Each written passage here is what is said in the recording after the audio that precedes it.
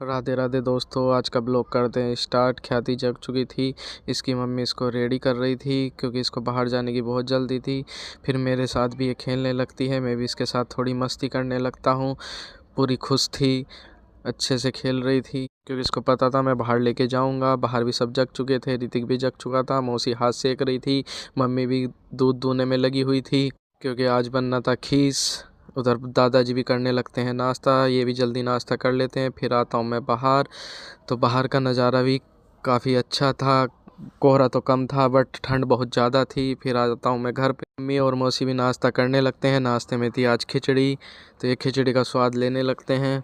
फिर आते हैं हम बाहर, डॉगी को डाल देते हैं रोटी, डॉगी भी अपनी रोटी खाने लगता है।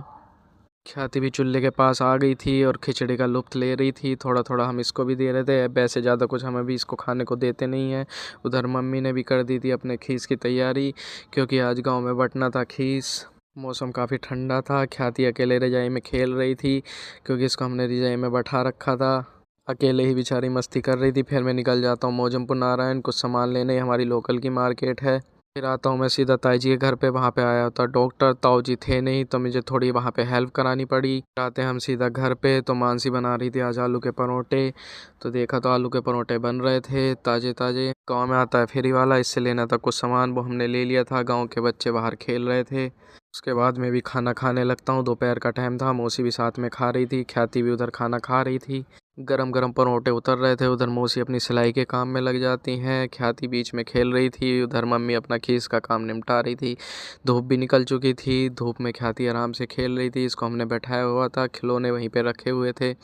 उसके बाद निकल जाता हूँ मैं बिजनौर क्योंकि मेरा जो अल्ट्रासाउंड हुआ था उसमें आई थी पथरी, तो मेरे को लेनी थी दवाई। हम पहुँच जाते हैं बिजनौर और अपना नंबर हमारा लग गया था, हमने डॉक्टर साहब से ले ली थी दवाई। थोड़ा मौसम भी अच्छा हो गया था, काफ़ी धूप निकल गई थी। फिर हम पहुँच जाते हैं अपने गांव के लड़के के पास में, वहाँ वो रहते हैं बजाज फाइनेंस में। तो वो बोलने लगे आज हमारे साथ ही घर पे चलना।